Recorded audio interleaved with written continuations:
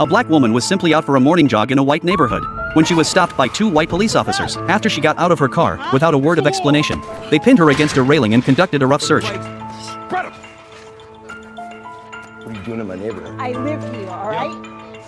Her partner, after checking her ID, discovered that the girl was actually a police officer herself, but even though they had arrested the wrong person, the white officers showed no intention of apologizing. Instead, after mocking the girl a couple of times, they drove off. This is the mysterious confidence that racial discrimination has bestowed upon them. Little did they know that this black girl would bring about a major shakeup at the police department on her first day on the job. Lisa's partner's phone suddenly rang. It turned out they'd received a report, but then Lisa noticed that the call had actually come through on Reed's personal cell phone. With no time to think, they drove quickly to the scene, but upon arriving, Reed told Lisa to stay put in the car, saying he was going to meet an informant. Out of respect for her senior partner's authority, she reluctantly stayed in the car. But watching Reed's retreating figure, Lisa sensed a faint whiff of something sinister. While waiting, she suddenly spotted a suspicious-looking man, seeing him head toward a luxury car parked by the roadside.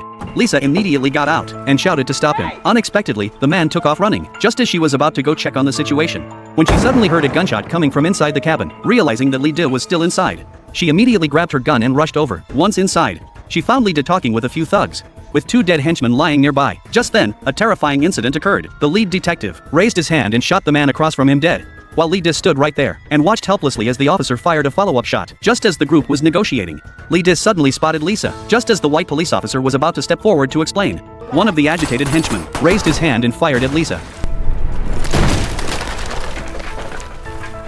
What the hell did you do? Shut a body cam on! So you shoot him! Seeing the two of them arguing fiercely, Lee explained that she was a new officer and that he told her to stay in the car before he went in. But Old White didn't want to hear his nonsense. After all, this wasn't just about taking down some ordinary thug. It was about killing a colleague. At that moment, the young man ran down to look for Lisa's body. But strangely enough, Lisa, who had just fallen from this spot, had mysteriously vanished. Hey! Smitty! But we gotta go! What? She's gone! She's unarmed! Our gun is here! Find her!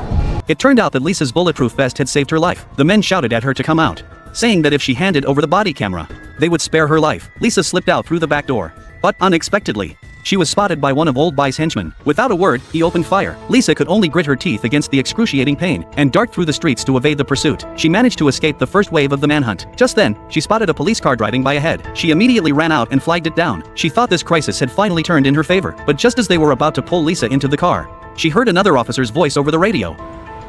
Brody, we found West. We got her.